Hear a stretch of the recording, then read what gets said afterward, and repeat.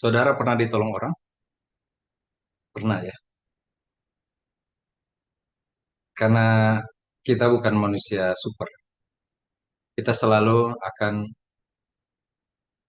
membutuhkan pertolongan. Ataupun kalau kita tidak membutuhkan pertolongan seperti yang kita pikirkan umpamanya, tetap saja ada saat di mana kita harus ditolong oleh orang lain. Kalau tidak ditolong kita selesai. Nah, saudara pernah ditolong dalam bentuk apa? Pada saat seperti apa saudara ditolong? Ditolong oleh siapa? Kalau nggak ada uang, pernah ditolong oleh teman, dia kasih uang, pinjamin kartu kredit, pinjamin uang. Kalau lapar, diajak teman makan, kasih makanan oleh siapa? Kalau sakit, diantar ke dokter, eh, dibiayai, apalagi? Usaha goyah, ada rekanan bisnis, ada bank, ada suntikan dana dari mana, seperti itu. Pernah ditolong, eh. Pernah ditolong pada waktu jatuh oleh orang-orang yang ada di sekitar saudara. Pernah menolong, ya, ya, pasti pernah menolong. Siapa yang kita tolong? Kapan? Dalam bentuk apa pertolongan itu? Kenapa pertanyaan ini? Karena kita adalah manusia yang hidup di sekitar situ, ditolong dan menolong. Walaupun ada banyak kali kita menolong, kita lihat dulu orang apa, bahkan ada banyak orang yang jahat sebenarnya. Menolong hanya untuk mendapatkan keuntungan, memberi pertolongan hanya supaya dia dihormati dan supaya dia bisa menyampaikan kepada orang lain, itu kalau bukan karena saya yang tolong, dia sudah selesai. Jadi menolong, tetapi ada sesuatu. Ya, pernah nggak saudara menolong orang dan orang itu sebenarnya tidak dapat membalas pertolongan saudara? Pernah nggak menolong padahal dia seharusnya tidak perlu ditolong? Mungkin tidak. Dalam Matius pasal 8 ayat 5 sampai 13 kita masih bicara soal seorang hamba. Dia bekerja dengan giat. Setiap hari dia bekerja dengan giat. Saya berpikir dia bekerja dengan sukacita di rumah tuannya, sang perwira. Dia bekerja dengan giat sukacita karena sangat menikmati pekerjaannya. Hanya ini yang saya punya. Saya hanya bisa bekerja. Saya ini hamba, saya budak, saya hanya bisa bekerja saja. Saya hanya seperti itu, tidak ada yang lain. Jadi saya akan melakukan apa saja yang dapat saya lakukan. Dan dia melakukannya dengan sukacita. Itu menarik hati sang perwira. Sang perwira, menarik hati sang perwira. Dan itu membuat sang perwira mengasihinya. Sang perwira akhirnya mengasihinya dan seisi rumah itu mengasihinya. Sampai pada satu waktu, sang hamba ini tidak lagi dapat bekerja. Dia sakit, lumpuh, tidak ada keceriaan lagi. Saya katakan beberapa waktu lalu, hanya ada air mata yang jatuh. Hanya ada kepasrahan, terserah. Saya tidak punya hak. Saya tidak punya hak meminta. Saya tidak bisa bilang pada Tuhan, tolong saya Tuhan. Sembuhkan saya Tuhan.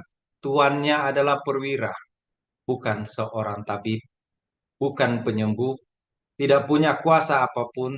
Jadi dia hanya menunggu saja apa yang akan terjadi. Menunggu pertolongan? Pasti. Dari mana? Tidak tahu. Menunggu kesembuhan? Pasti. Dan untuk mendapatkan kesembuhan itu harus ada yang menolong. Dan dari mana? Dia tidak tahu. Tetapi hamba ini adalah seorang manusia yang dikasihi Tuhan. Dikasihi oleh tuannya yang percaya pada Tuhan. Saudara lihat, hamba dikasihi oleh tuannya yang percaya pada Tuhan. Seorang yang percaya pada Tuhan, seperti perwira ini. Seorang yang punya iman seperti perwira ini akan mengasihi hambanya seperti dia mengasihi manusia yang lain. Bahkan kalau kita lihat di dalam Matius pasal 8 ini, perwira ini mengasihi hambanya lebih dari orang lain.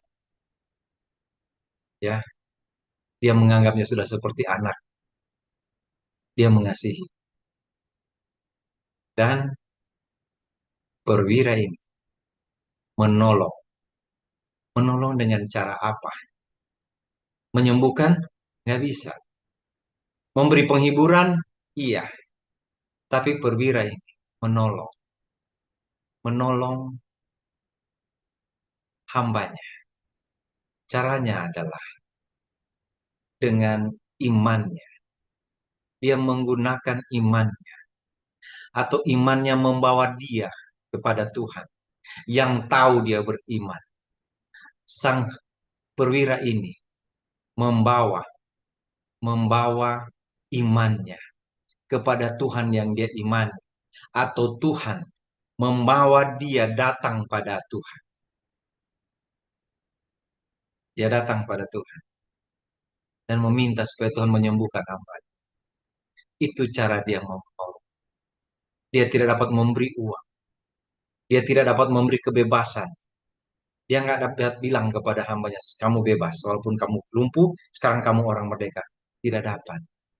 Dia hanya dapat membawa hambanya ini kepada Tuhan. Meminta kepada Tuhan supaya Tuhan menyembuhkan hambanya. Dan Tuhan menyembuhkan hambanya. Sang hamba tidak tahu.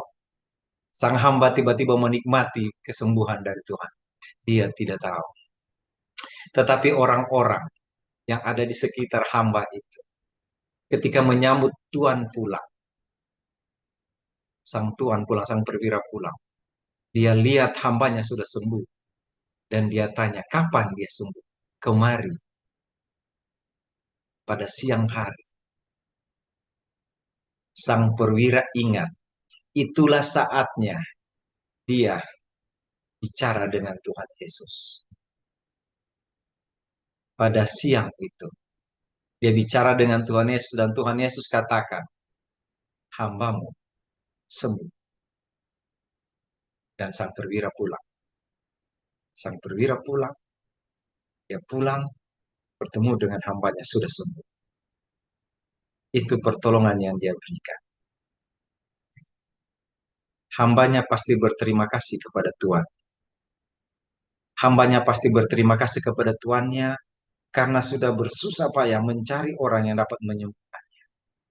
Dan hambanya akan berkata pada tuannya, terima kasih Tuhan. Tuhan telah membuat saya sembuh. Dan Tuhan bilang, yang menyembuhkanmu adalah Tuhan kita bersama. Engkau hamba, saya perwira, Tuhan. Tapi kita punya Tuhan yang sama, yang di atas sana. Dia yang menyembuhkan. Tuhan itu yang menolong kita berdua. Engkau mengira aku menolong, tapi kita berdua ditolong oleh Tuhan kita, oleh Tuhan kita. Begitu cara perwira menolong hambanya. Bagaimana cara kita menolong sesama kita? Nggak usah hamba, nggak usah orang yang kita tidak kenal. Bagaimana cara kita menolong orang yang kita kasih? Apa yang kita mau?